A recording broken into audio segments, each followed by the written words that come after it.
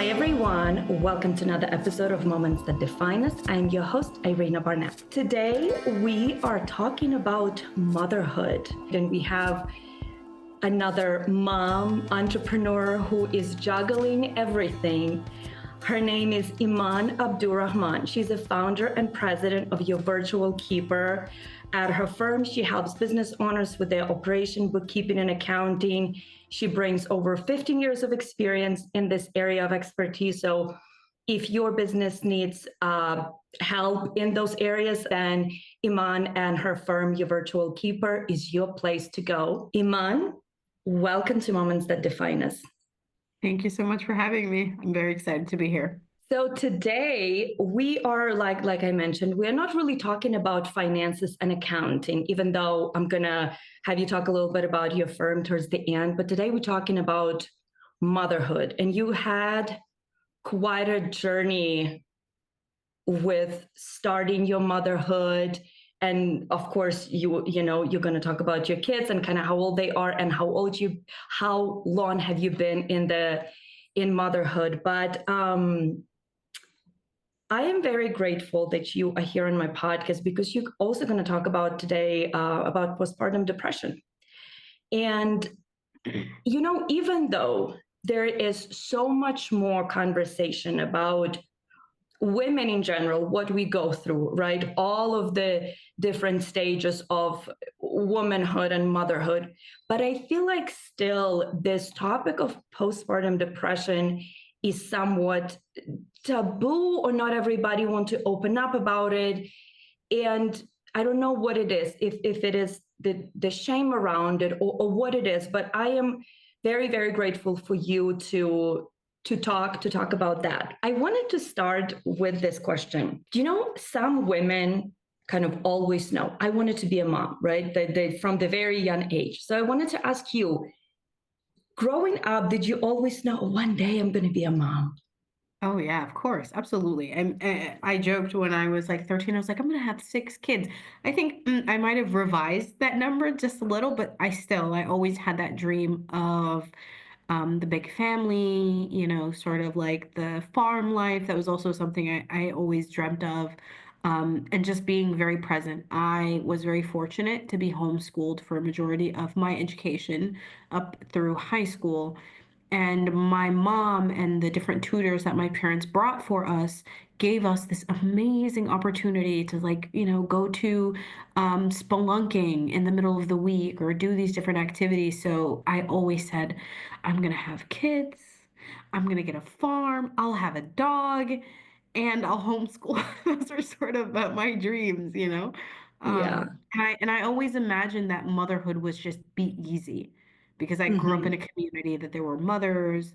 Most of the women in my life were stay-at-home moms. So I was like, yeah, this is like a piece of cake. Like I was always the eldest kid in the circle, always taking care of little ones. I never anticipated any difficulties, really. Yeah. Are you coming from big family? How many siblings do you have? We are 5. Five. Are you the oldest? I am the second oldest. So it's my brother, who is like 11 years older than me, and then I'm the first girl. Okay. So I want to talk a little bit about your family and specifically your mom. Tell me how was your mom as a mom, right? Like, you how what did you think of her when you were watching her mothering all of your siblings? My mom was very present. My mom never worked until I was maybe 12 years old, 13 years old. So she Mhm. was very constant, like wake up in the morning, get us ready. She always drove us to school. We never took a bus. She always made everything homemade, every single meal, every single dessert. Her every waking moment was about raising us. And so I always used to look at her and I never understood how she was able to do it alone. She didn't have any friends or she didn't have any family nearby. We always had friends.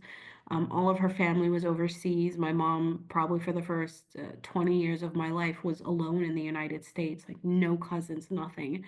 And I always, you know, when I started around 13, 14, used to question, because around that time my mom started going through some serious health issues. I couldn't understand like what happened. My mom was just like this strong woman. She was always present, always doing things. Um, and the one thing I realized like now, even thinking back, was we were her whole life, but almost in a bad way. That she forgot herself, Mm, that she neglected her health.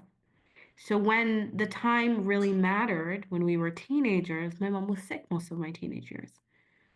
Didn't really know what was wrong. It was a lot of different things, and what ended up being discovered was that exhaustion. Her body was exhausted. Forgot to take vitamins, forgot to go to the doctors for like 6 years to do regular visits, like things like that. So whenever I think of my mom, she was always the best example, but she was the reason that I wanted to educate myself going into motherhood, to be different in the sense of I didn't want to lose myself, or I wanted to make sure that certain things, health wise, I always took care of. yeah. But sometimes things blindside you. It's so true. I appreciate you sharing that because I think when we look at our parents' generation, my mom, I can also relate. She was a stay-at-home mom until both me and my brother were teenagers. Yeah. And yeah, now that I'm a mom myself, now that I'm older, when I think back, I was like, yeah, she lost herself. As a woman, you lose yourself when you become a mom. And either you choose to be a stay-at-home mom or go to work, there's still that lost a little bit of identity, right? Because Hmm. your primary job is to take care of the kids. And also very interesting and almost predictable how they said, oh, your body is exhausted, right, for your mom because she had 5 kids, right? So I can only imagine go, go, go, taking kids everywhere. And also, you mentioned she didn't have any family around her. Can I ask where your mom is originally from? Both of your parents, Yeah. where are they from? Yeah. Absolutely. So my mom is Ethiopian. So she came to United States via Saudi Arabia. So she grew up in Ethiopia, lived in Saudi Arabia, and my dad is American. And Okay. so my dad met my mom when he was in Saudi Arabia and brought her to America. So imagine she came not speaking English. To this day, my parents are 30 something years marriage. I don't know how they got married. I always laugh. My mom spoke no English. She's like, the first like year and a half, we spoke like sign language with our hands and things. I was like, oh my God.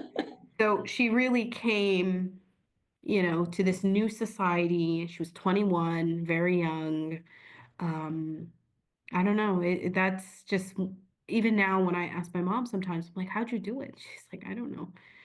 She's like, I don't even know now thinking about it if I thought much of it. It was just like rolling, just going, just keeping everything Yeah. together.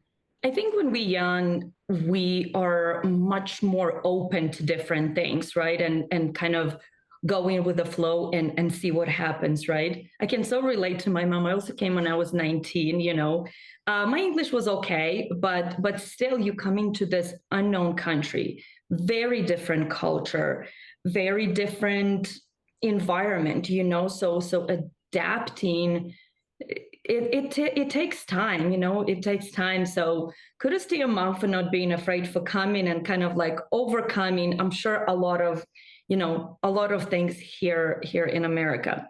So now let's talk about your journey into motherhood. So you said when you were little, you knew I'm going to be a mom, right? So how many kids do you have, first of all? Do you have I six? Because have. you mentioned you wanted six. I have two. Um, well, technically I have three. I lost my first. I'm sorry. And so my second is my 5-year-old daughter, and then Okay. I have a rambunctious 2.5-year-old little boy who's Ooh, making me gray. I come from a family full of sisters. Like my brother was much older, so we didn't grow up around him. And dealing with my son, I am some days I'm just like, I don't know what to do with you.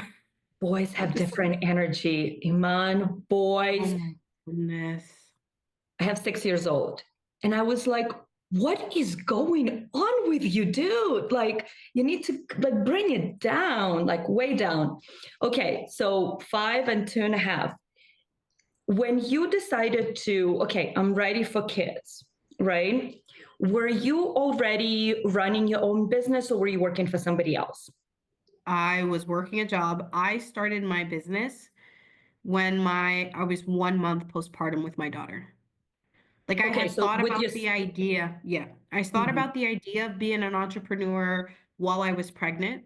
I did like a couple like little projects here and there with small businesses in my area, but I still had my primary job in Washington, D.C., where I was working in the business office of a charter school, as well as I was their procurement specialist. So I dealt with a lot of the contracts that they had with the city.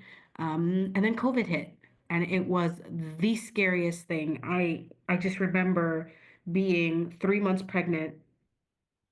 The school shut down, but because we were in the education sector, we sort of had to go to the school, rotate, make sure nobody was in the building. It was like this scary set of obstacles, and then my belly was sticking out by the time the summer came around. And that was what pushed me to say, I need to formalize this idea of being an entrepreneur, because if this is what it's like and I haven't given birth and the world looked like it was never going to get better, I cannot imagine going back to work with a newborn that I'm just supposed to leave somewhere, and then return to work in 6 weeks. I couldn't. Right. Oh, you mentioned the return to work. How long was your maternity leave with the job you were doing? 4 weeks, 4 weeks of paid maternity leave in DC, and you had 6 weeks if you had a C-section. So technically, I had an emergency C-section, which had granted me 6 weeks. 4 weeks. Like, we are not healed mentally or physically or emotionally. This tiny human that still obviously needs us more than in any stage. You're supposed to go back to work and work like you don't have a kid and parent like you don't work. It's always like such a mind-boggling that in the country that supposedly cares so much about children and families, yet there is zero support for that. So you I before I ask you like a post pregnancy, I wanted to know, I know you mentioned there was COVID and everything, but just in general, just being pregnant, right, without COVID.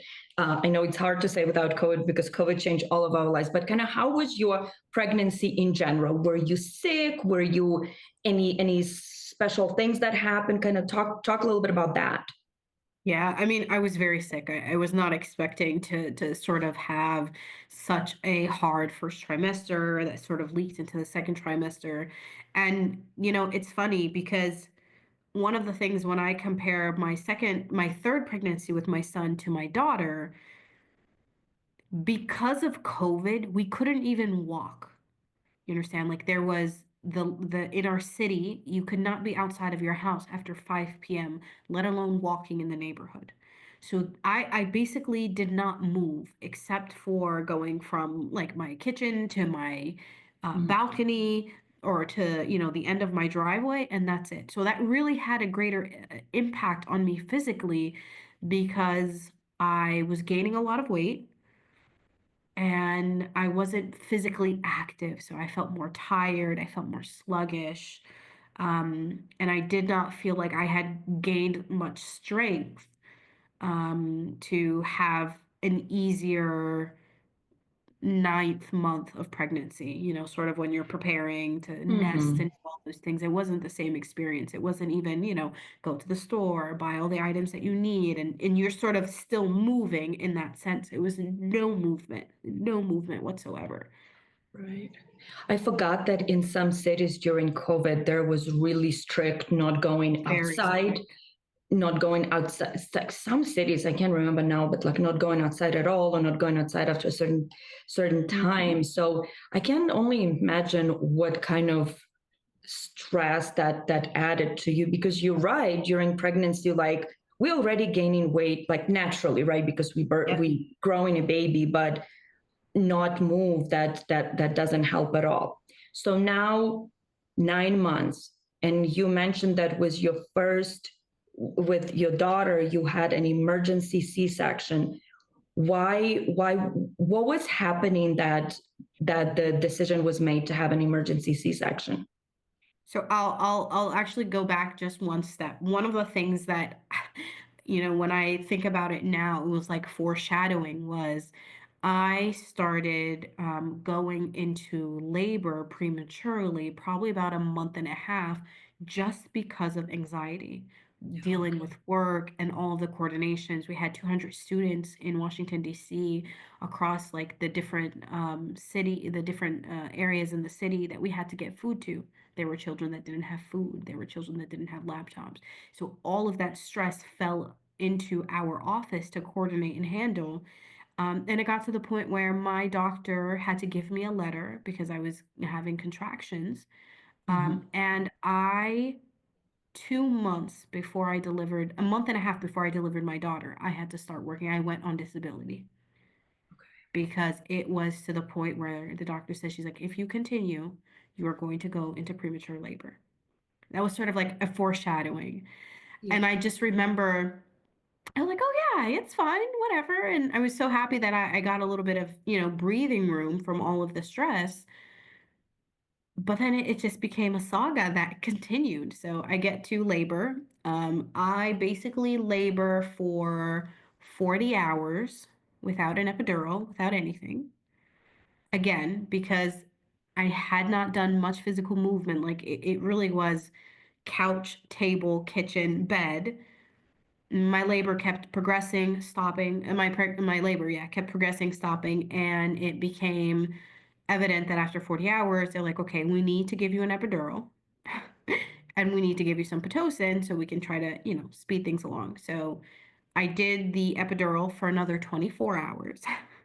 Oh my goodness, you were in labor I forever. was in labor for like almost 2.5 days. I mean, it was the worst. I remember when I got to the hospital, they barely let my husband in. They barely let my doula in. I begged for my doula. She, for a long time, I had to stay outside of the hospital. I was like, I'll go stay outside of the hospital with her if you don't let her in. Like I wasn't gonna be without her. And I couldn't really move much, even in the hallways, to like kind of to keep the labor progressing. So I did 40 hours of sort of like in the bed around the room, 24 hours epidural. They broke my water. I got to about 9.5 centimeters, and then like I was just exhausted. At Yeah. that point, we were at about 70 hours. I mean, the baby's heart rate was amazing. My heart rate was fine, blood pressure, nothing like that. But they said, okay, you're not going to be able to continue. Um, Yeah. delivering the baby, you were so exhausted. They didn't let me eat. They didn't, let me have much nutrients except for a little bit of water and a popsicle. So you imagine almost 70 hours like that. Your body doesn't have the strength. So that's how the emergency C-section was called, because they said, we don't want her to descend to the point where, she's crowning and you just can't do anything about it. Yeah. Oh my gosh, I always am so in awe of how amazing women's body are. Like 70 hours, like you go and go and go and go. It's just, I don't know. I am always amazed just how wonderful creatures we are. Okay, so you go to emergency section, you give birth to your daughter. How was it after, you go home, and because I hear different stories of women that had C-section, either emergency or not. How was your recovery? Just your physical recovery. Did it take a long time? Just talk a little bit about that. Yeah, physical recovery was rough. My legs were basically so swollen that I had to be assisted sitting up, sitting down by my mother-in-law and my father-in-law. So they would kind of like take either side. So my mother-in-law is like this little Eastern European grandma. My husband's from Albania, so she has like all of these like different traditions and cultural things that you do for the first 40 days after you have a baby. But for her, she just almost didn't know how to approach me because it was heavy medication. I was on Vicodin, the swelling in my legs. Basically, I couldn't get up without assistance because of all of the antibiotics and all of the things that they had given me in through my IV. My daughter developed all through her mouth oral thrush. Hmm. So she had yeast in her mouth, yeast on me. Breastfeeding was a nightmare. And so my mother-in-law was just kind of like, all she could do was just like help me get up, go to the bathroom, and just make sure that I took my medicines 30 minutes before the time was to take it, because it took 30 minutes to activate. Like I could not handle any pain. Um, and it was just pain for about a month and a half. Oh my gosh, I am so sorry. Man, that is, you just went, it seems like from the time you were pregnant and kind of towards the end where the doctor had to give you that letter, you were, it just stressed and it kept adding. You think that it's a good idea to go into starting your own business. Tell me, what Yes. was your thought process there? So here was the thing that I was struggling with the most. Like, in my mind, I was waiting for like this magical moment that when I became a mother, when I saw my child, that I would fall in love with her. And I had the opposite reaction. Like I was sort of like I didn't want her to be close to me, like even after I got out of the C-section and they wanted to do skin to skin, I refused. When I got home for the first like month and a half, I held her to nurse her, and that was all. I didn't want to hold her after that.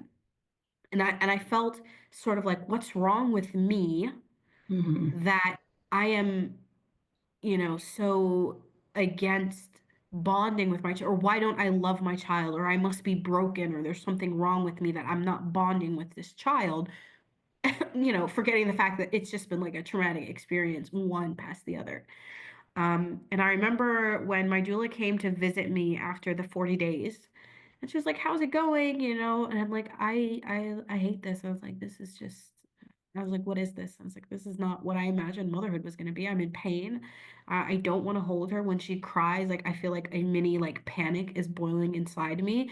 And I didn't do anything all day, but I felt like just wait on her to want to nurse her, eat, and then nurse again, and then eat and nurse again, because my mother-in-law was taking care of the house, bless her. She was doing the cooking and the cleaning. Like I really, I don't know what I would have been if she wasn't there to take care of those things. So I didn't have anything else to do. So imagine I'm just like in pain, have nothing to distract me from the pain. I'm waiting on this little creature to make me, because I used to black out from the pain from breastfeeding. So I used to get like black spots. So I'm like, this is just like torture every 2 hours. Like somebody's just like sticking a knife in my back. And so I said I needed something else to do, or else I was gonna go crazy. I did not want to go back to work, because I sort of gave them the paperwork from the doctor that I'm extending my maternity leave unpaid. But I already decided there's no way that I was going to go back to that stressful situation. So I just got on YouTube and I said, okay, figure out what we're going to do, because we're going to do something.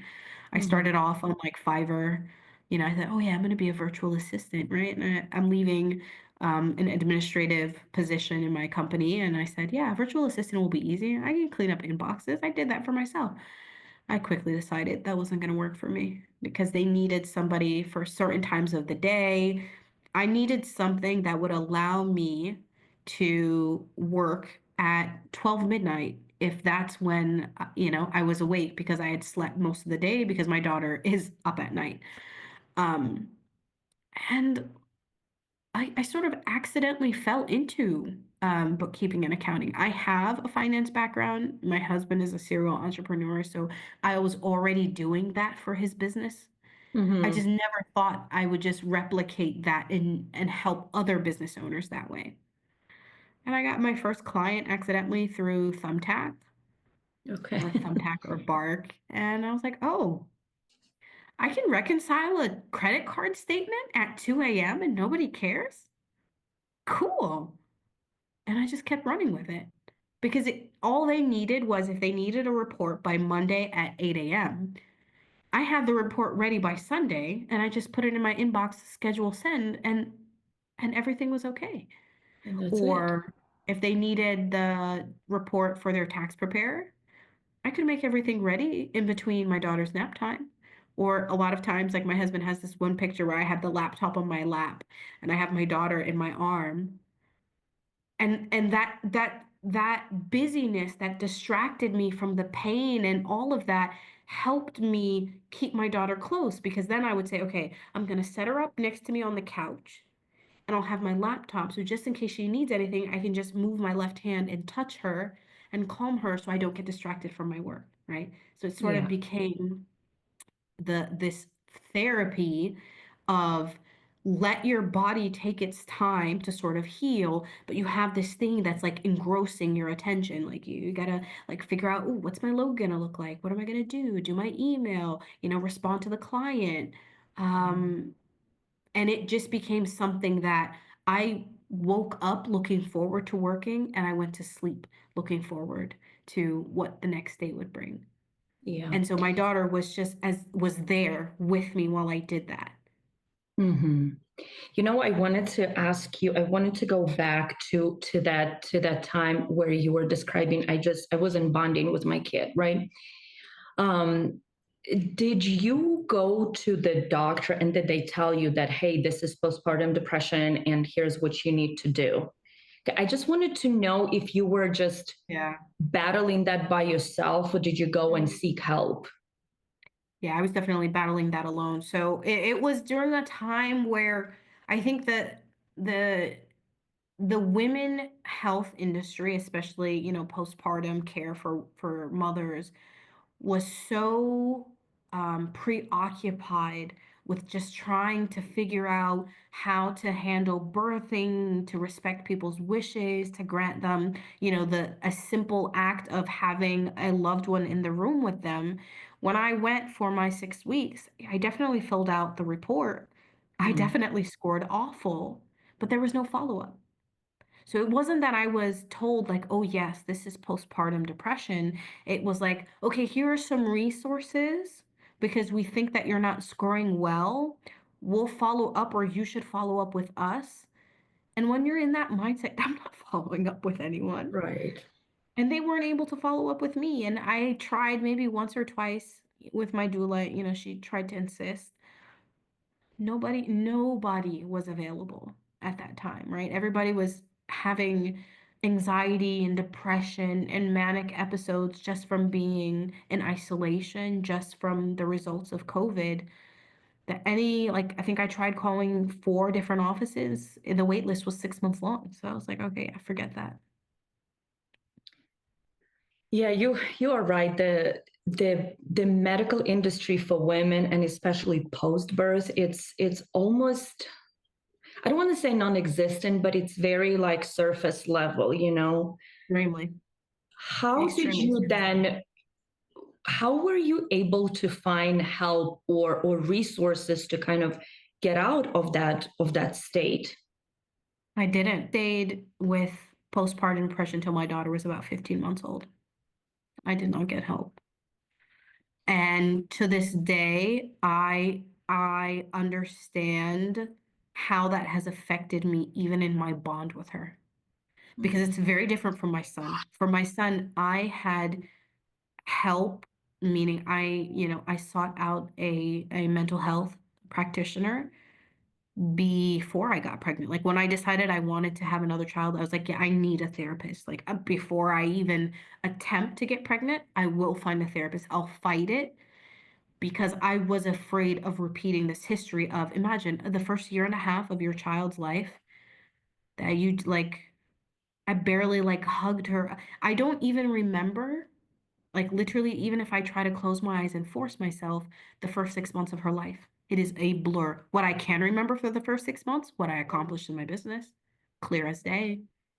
I remember the financial milestones that I made when I landed certain clients. But if you ask me to remember for the first 6 months of my daughter's life, even when I look at pictures, I can, if there's a disassociation that I look at the pictures like, did I live that? I cannot remember. Yeah. I think maybe your brain was trying to almost I don't know if erase is the right word, right? But erase that emotional pain that you were going through. Absolutely. I am curious, did you put those words postpartum depression? Did you know what you were going through? So, yes. Okay. So I shook my head no, but yes. The thing that was so unfortunate was I actually was suicidal. I'm I sorry. was suicidal probably around the 3 months mark. And I didn't want to say it out loud because I was afraid.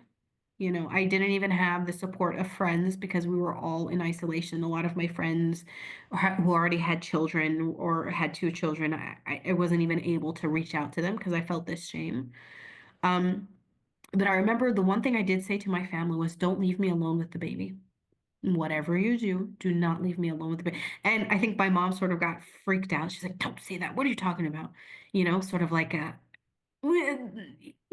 the first generation immigrant mentality Yeah. when it comes to mental health is, pretty standard across the board. She's like, no, no, Yes. Yes. what are you Yes. talking about, right? And I remember because when my in-laws had to go back to Albania, it was when my daughter was 3 months. And that's when the suicidal thoughts sort of kicked in because before that, I would nurse my daughter and my mother-in-law would take her like immediately, burp her, change her diaper, wrap her up, rock her, hold her, bond with her. And I just like threw my hands up and I left her with my mother-in-law. So when she left at 3 months, I was just like, oh my goodness, like I have to do all of that with her. Like I can barely tolerate or stand breastfeeding.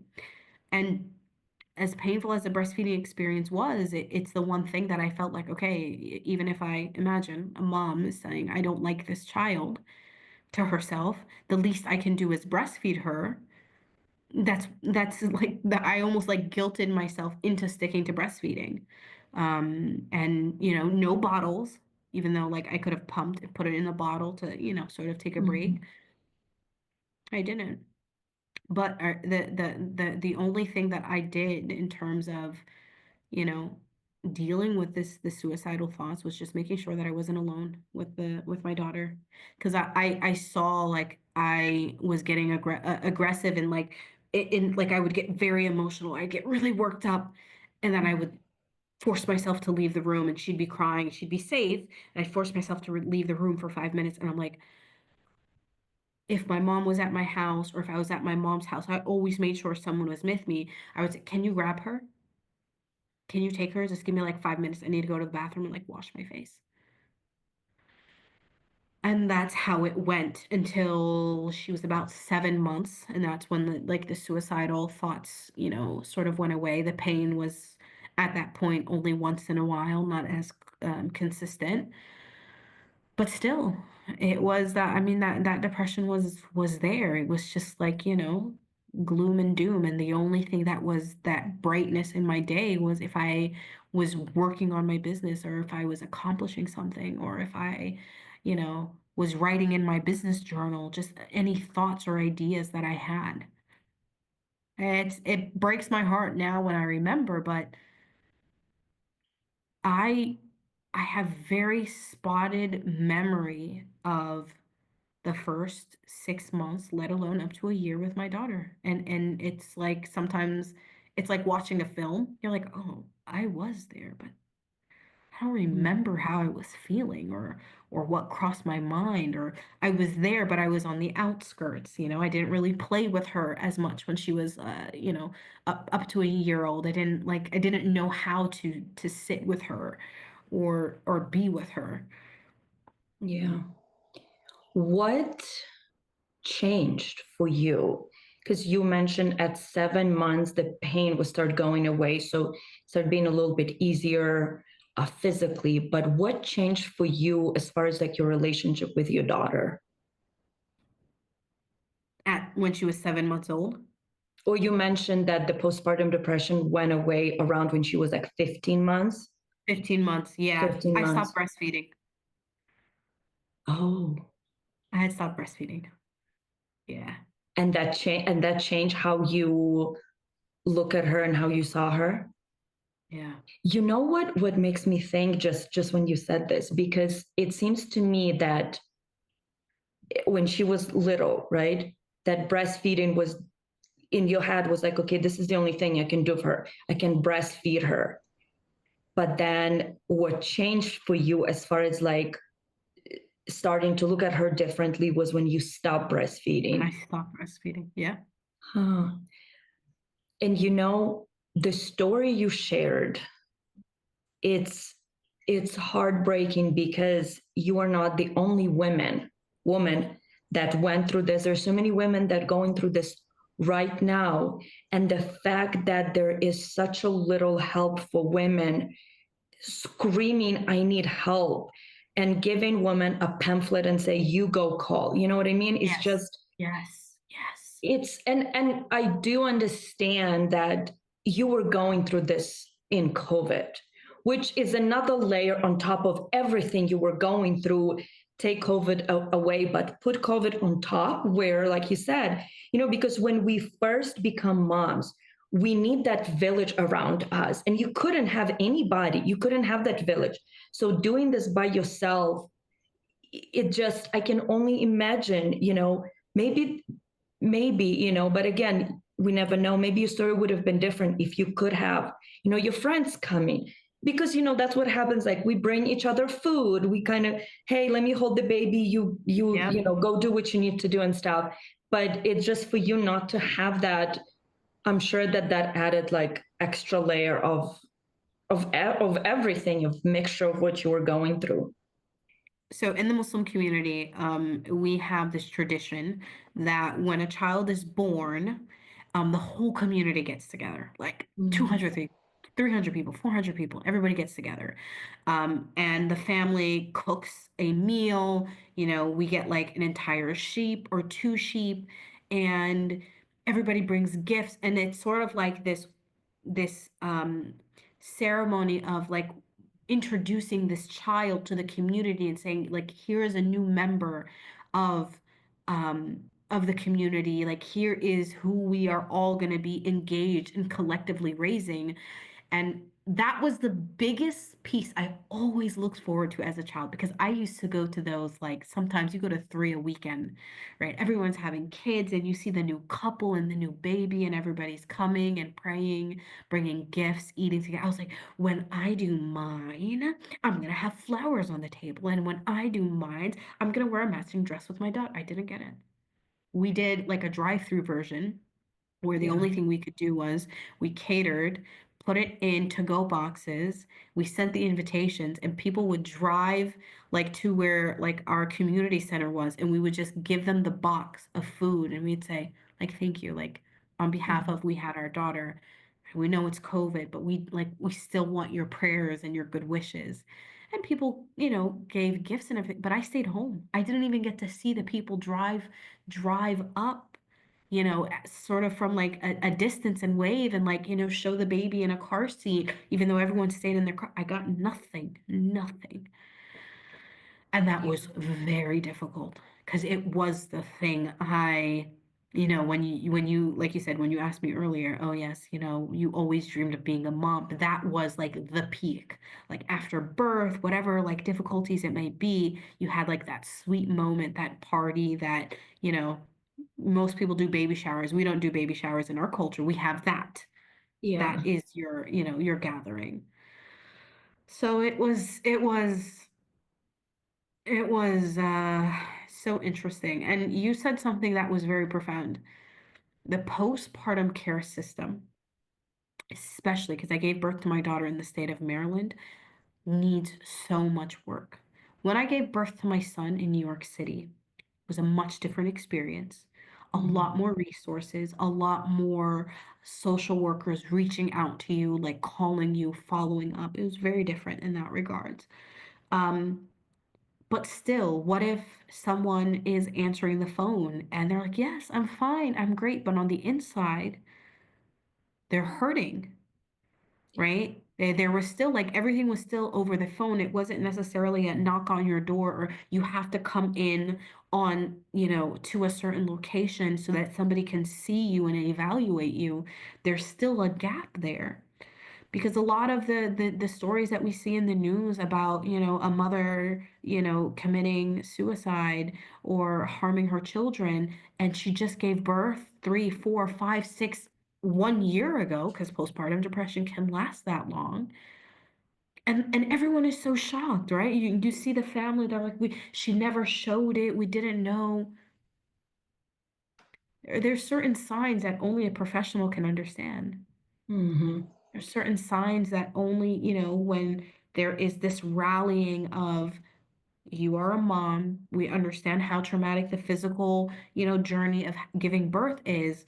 We're going to keep up with you, or, we're going to follow behind you at least for the first 40 days, right? We're going to envelop you for the first 40 days. Um, and until we're sure that we've done the absolute most we can in those first, critical 40 days, 90 days, then after there might not need to be as much of handholding, because that's why our culture has it, right? Those Yeah. first 40 days when you give birth, like you're not supposed to like move around a lot. There's like certain foods that you eat that are enriched with like iron and nutrients, and you shouldn't be lifting up the baby too much. It's like all of this tradition that, like, in the modern society, we're like, what, 40 days? A Mm. village comes and like supports you and bathes you and scrubs your skin and does hair mask for you and braid your hair and do all of the like the different iterations that, different cultures have. And then you realize, yeah, that's why that 40-day tradition is there, right? To sort of like Mhm. prop the mom up as best as they can. So then when she's continuing into, right, up to the first year of that child's life, she's not malnourished. She was eating so well for the first 40 days that she had enough milk supply, or like her body was able to recover a lot quicker because she's eating things like, liver or kidney, or she's, eating things like beets or certain like herbal teas. It's imagine if we just paid attention to that like cultural aspect, how much different other mothers' postpartum experiences could be.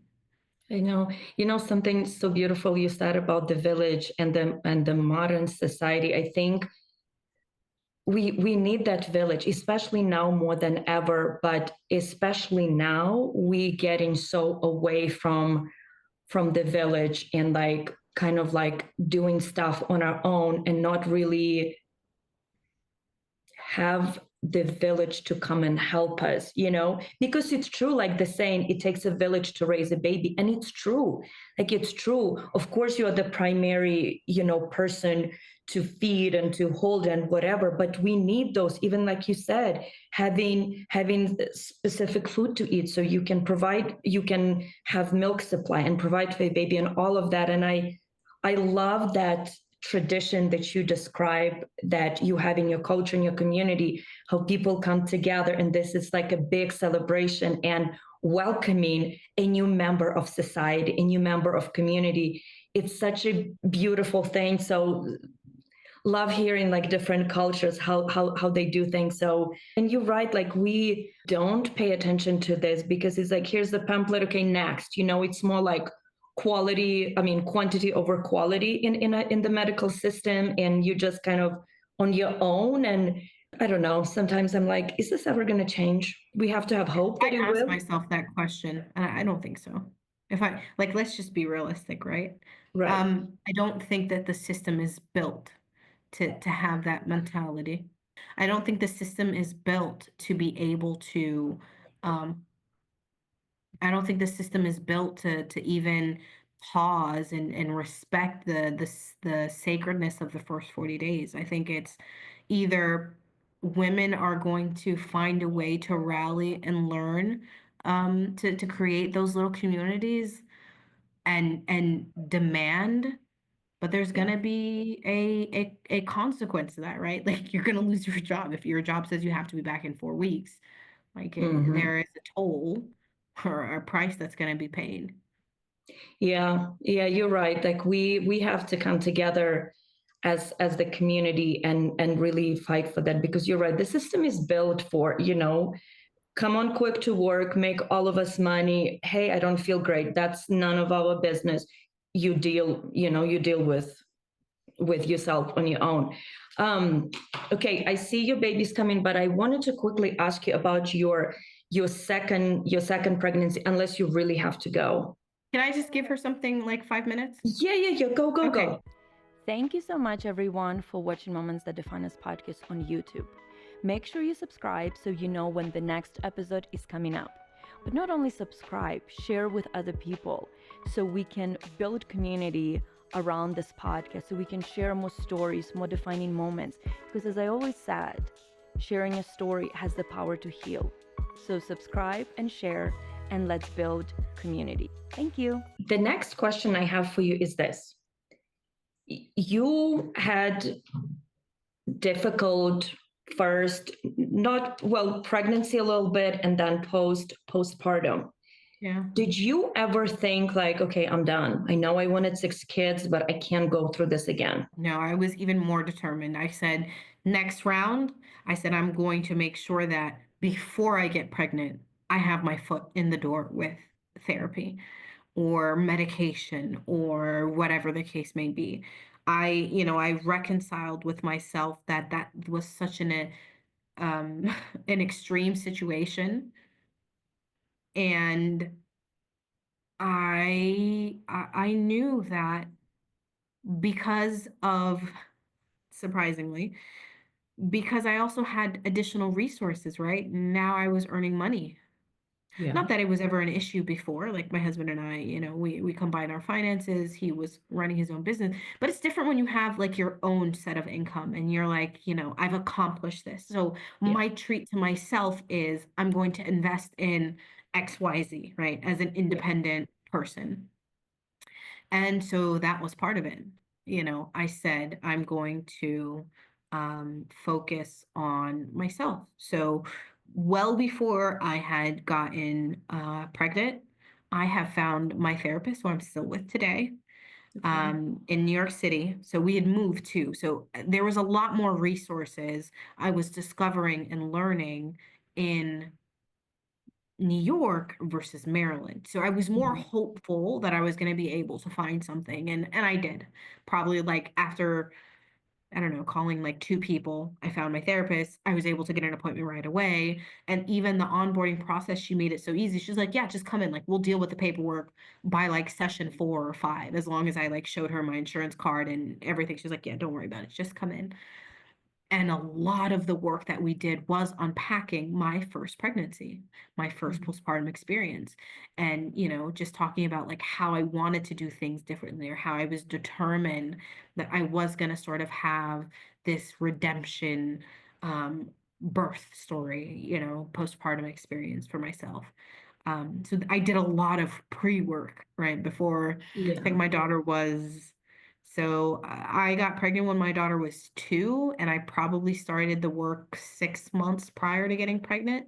Like I didn't even know I wanted to have a baby at that time, but I knew that it was something that I wanted to do soon, but I really wasn't sure of the timeline because I wanted to give myself ample time to reconcile what had happened the first round.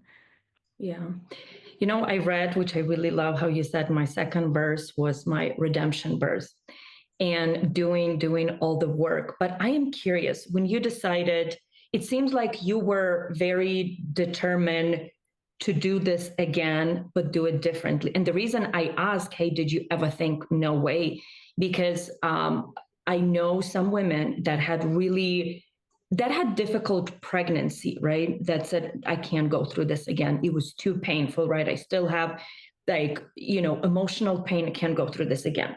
But what I'm curious is that I think both of us can relate to like mental health in a parent's generation wasn't really something they talked about. But No. I'm glad that I also go to therapy and I love it. And it took me a minute to be okay with that. I wonder, Yeah. when you decide to go to therapy, did you tell your parents, hey, I'm thinking of going No. to therapy? I need to. No, okay. Not even my sisters knew I went to therapy. No one knew. I was sort of like my dirty little secret in a Okay. way. So then, because like for example, for me, right? So therapy for me, I was like, because where I was coming from, right? I was like, no way. It's like, in my culture, it's like, keep all of your stuff to yourself. Don't share with anybody. Nobody needs to know. Don't bring it Don't out to air out your nobody. dirty laundry. Exactly. So it took me a long time. I was like, I'm not telling some stranger my deepest, darkest secrets. So where did you kind of have the same mentality around mental health? Don't tell anybody. And if so, how did you change your mind and decided, okay, I need to go and talk to somebody besides my family? So, as the first daughter, you tend to inherit a lot of the, I call it like back home mentality. Hmm. And I had my own prejudices when it came to therapy. It was my second or third sister. It was my third sister who was sort of the first of us siblings that got a therapist. And I remember telling her, I was like, where do you need a therapist for? She was like, I have to work through stuff. I was like, work through what? You had two parents and you had a home and you had food, sort of like the Yeah. repeating the same things that were told to you when you're like, I'm Hmm. sad. They're like, sad for what? You didn't walk six, like the story that Yeah. gets told. Same Um, all over the world, Iman. Same, it's no matter same. where we come from. It's crazy. My mom swore that she walked 6 miles just to get to school. And so it was, and she wasn't very open, like, she just mentioned it in passing, but I was aware of it. Um, but I told myself I just had to figure like, there had to be something. I'm not a big fan of medication. Mhm. I just always am very hesitant, getting on things like antidepressants, anti-anxiety medicines, and it's something that is so necessary. And if I were to think back, I think, being more educated now, I would have opted into taking something during my daughter's, first year of life. It was that serious to take some sort of, even just like a little bit of an anti-anxiety medicine to just be present. But because at the time, before I got pregnant, the third time, I said, okay, I'm just gonna give this a shot because what do I have to lose? Right. I still, if certain things would happen or certain things would be said, I would get triggered.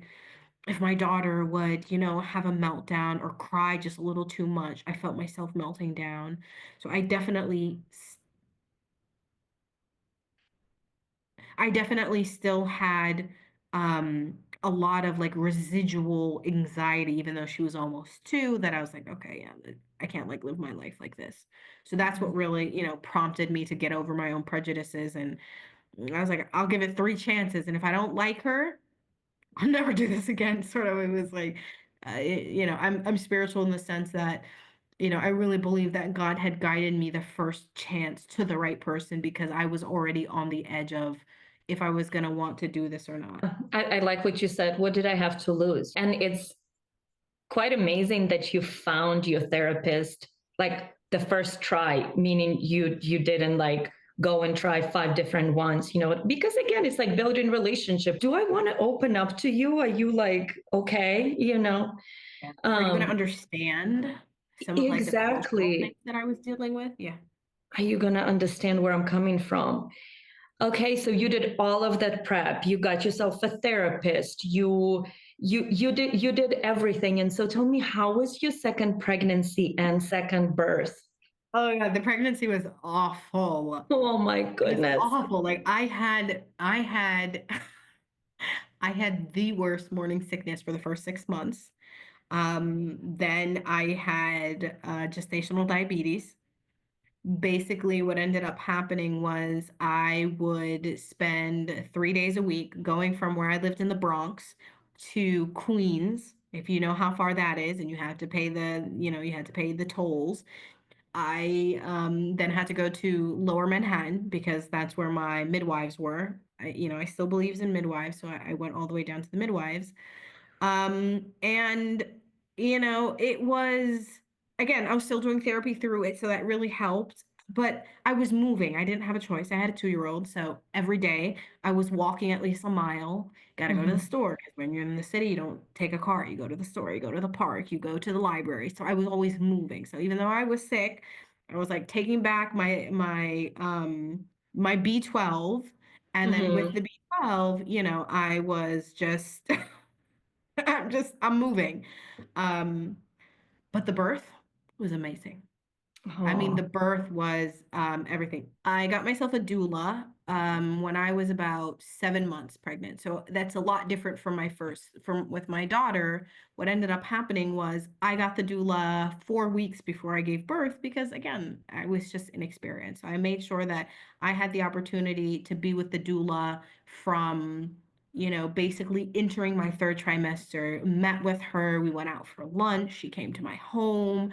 I explained to her like all of my dreams and my hopes.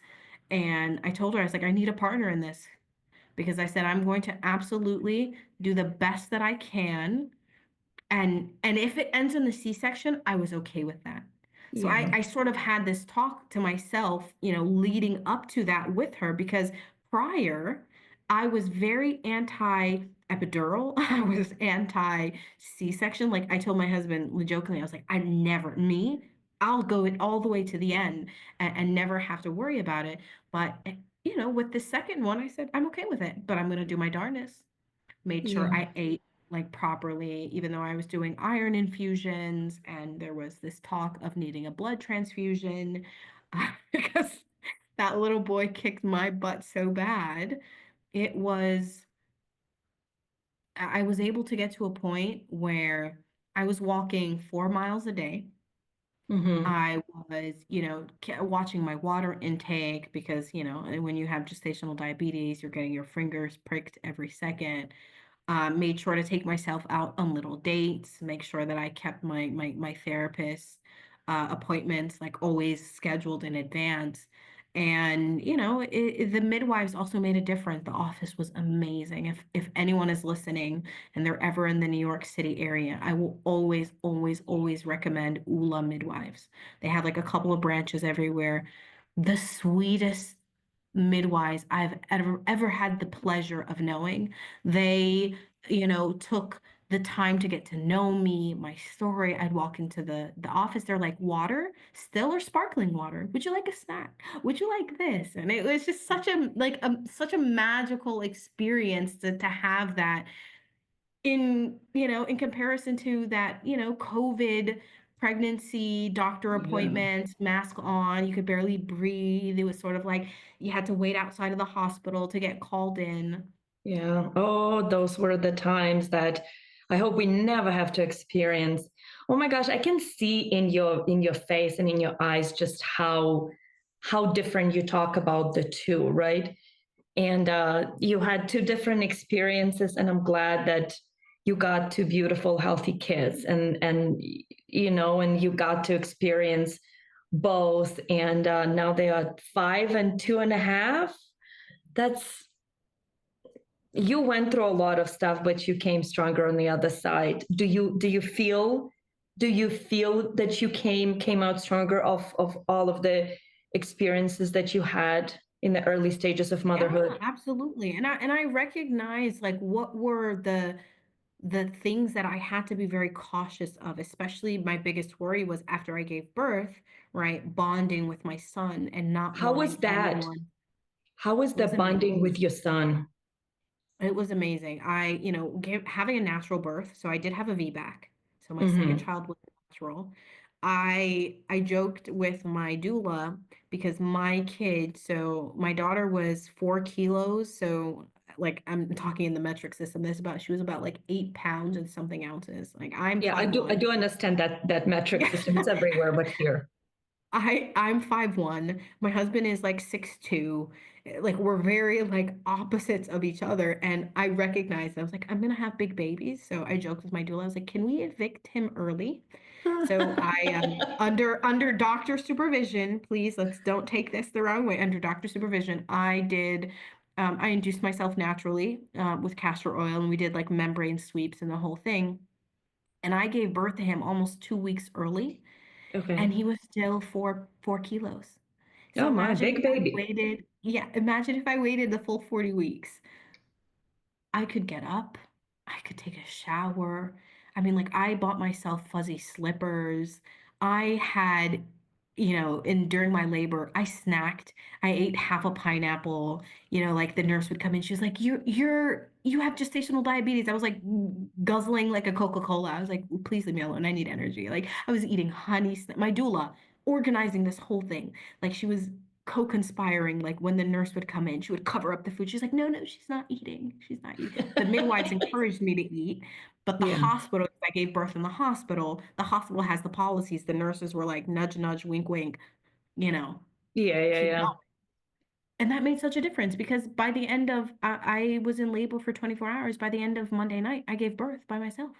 I had the energy. Like as I was giving birth, as I was pushing, my doula was like, you want some honey? I was like, can you give me like a Pringle? Can I have a Pringle? Like in between pushing, I would take breaks from pushing because I pushed for about 3 hours.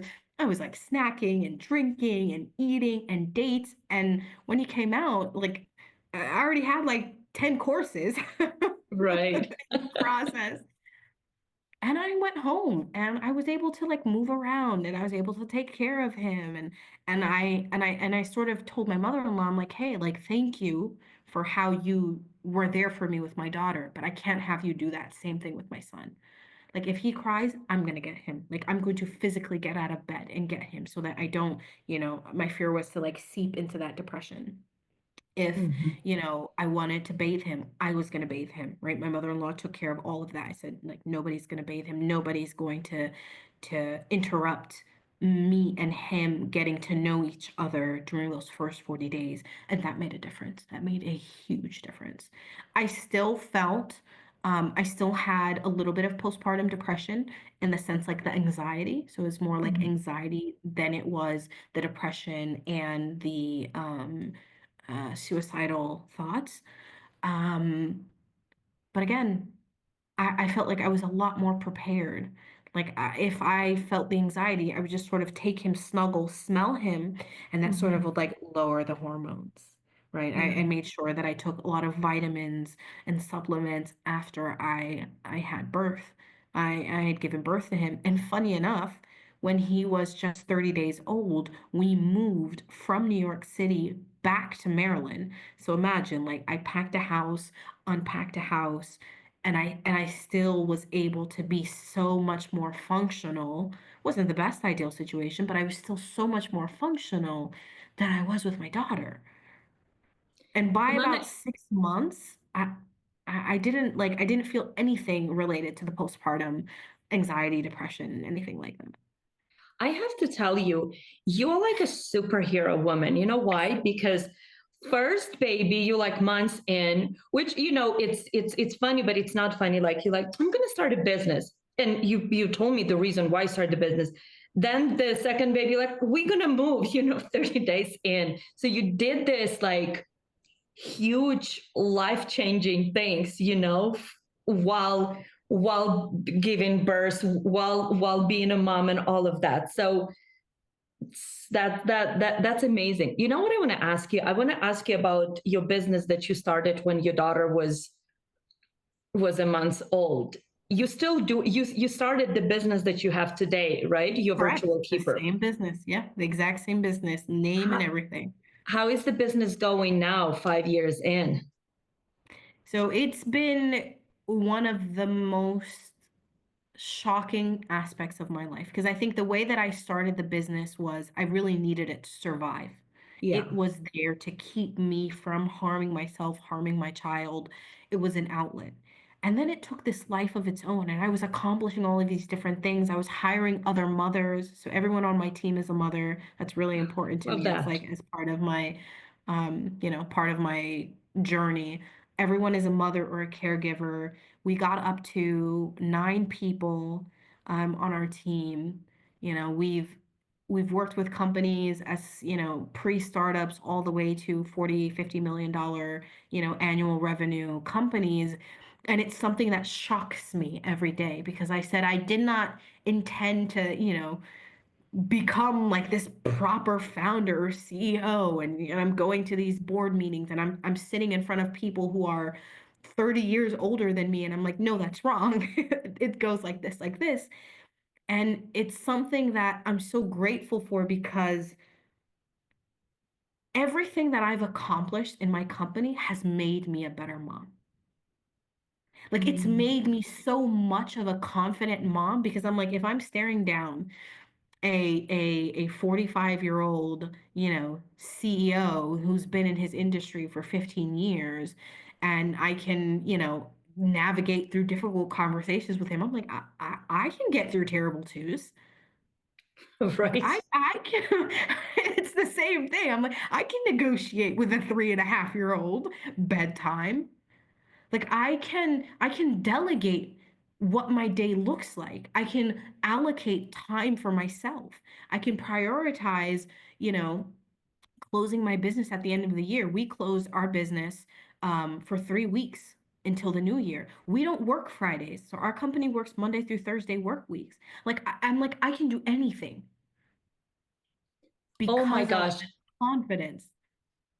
So many things that you just said makes me like, and I know we just met, but makes me like so proud for you just as a fellow woman and a mom and also a business owner because you are a mother. You understand other mothers, right? You understand what they need. You understand if the kid is sick, you're not going to say, I don't care what's happening in your life. You got to work for Absolutely. me, right? You said, I'm going to close the company so they can have time with the family if they celebrate End Christmas of or the not year. even celebrating Christmas, but just having that like end of the year, Yep. time to do whatever. It's amazing. And despite all of this stuff that you're doing, like very like untraditional business stuff, you are still bringing in money, you are still bringing in revenue, you're still able to do all these things. And I just wanted to say how, I know it sounds weird, but like how proud I am of you, like as Thank you. looking at you and hearing your story and what you went through and how you still keep going and with such grace. It's incredible.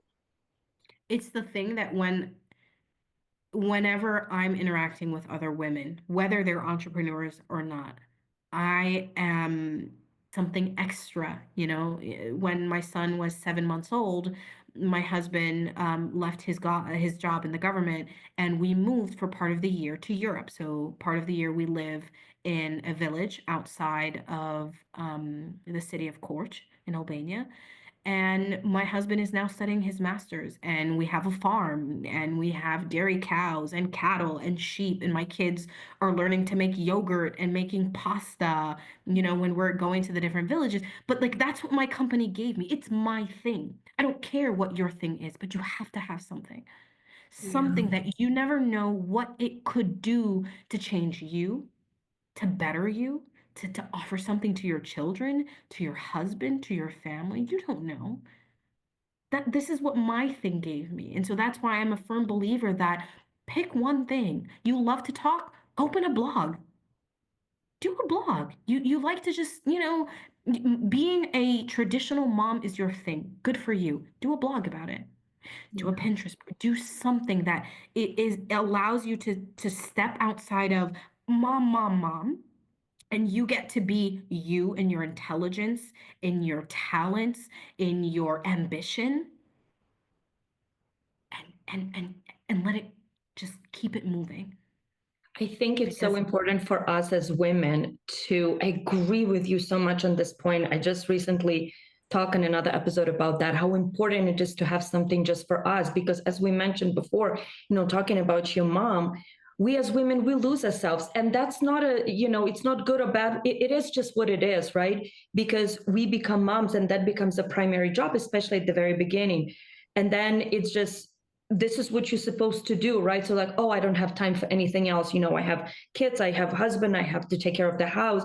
And yes, we have all of that. But I think when we find something that just us, the outside of being a mom, being a wife, being anything, like Iman is the founder of a company. Iryna is the founder of a podcast.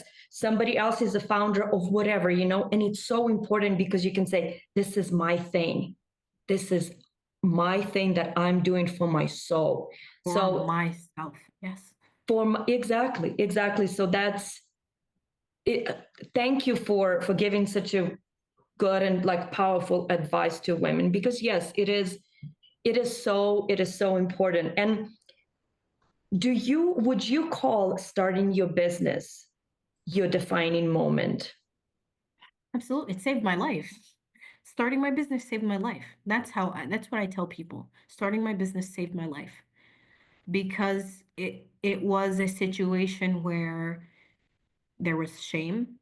There wasn't as much help. There wasn't as much resources. It was a very, like, the whole world was closed out. And there were some dangerous aspects of what I was experiencing mentally. It saved my life. I was too busy to get distracted. Like, I Mhm. was too busy to, like, go down the rabbit hole. So like, in a way, I almost, when I meet other women, I'm like, do something because it's going to save you. It might not be as, like, a severe of a situation, like, okay, it saved my life, but it will save you from losing yourself. It will save you from becoming resentful to your spouse, to your children, to your, your circumstance. There is a level of so there's a word in Albanian called, like, shpëtuar. And, like, shpëtuar is almost like it's like savior, or like it's you've been saved. There's like a savior aspect of whatever something is. Like, you overcame something, but it's directly attributed to this thing or this person or this idea or, this activity that saved you, that helped you rise above. You have to have something, because even if it's as simple as you got through the most difficult teenage years, right? And your thing was you crocheted. Yeah. Like, every day you took an hour after the teenagers, like, went to bed, or you took an hour in the morning or after they went off to school, and you crocheted.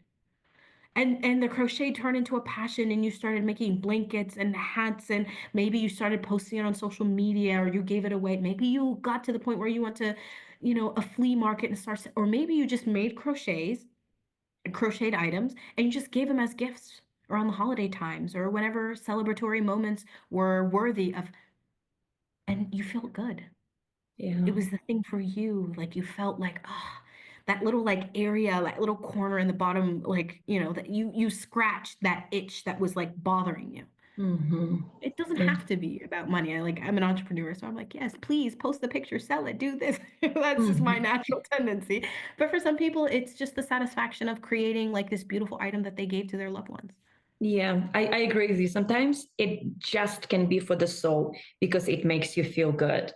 Oh, Iman, thank you so much for sharing your story. It was so this is my thing. My podcast is my thing. I love it. And I especially love talking to women because I'm naturally drawn to women, right? Women mothers. And it was such a I had an amazing time talking to you, learning about you and your story. And I thank you so much for opening up. Again, like I said, today is the first time actually meeting virtually, but Face to face. face to face. I know we've gone because, again, we are mothers and we are busy and we have been emailing back and forth for a few weeks. But you know what? It's better later than never. So it doesn't matter that it happens after many emails. But I thank you so much for coming on the podcast. I had the best time. It's my pleasure. I truly enjoyed it, and I can't wait, for us to continue to get to know each other, and let this not be our last conversation.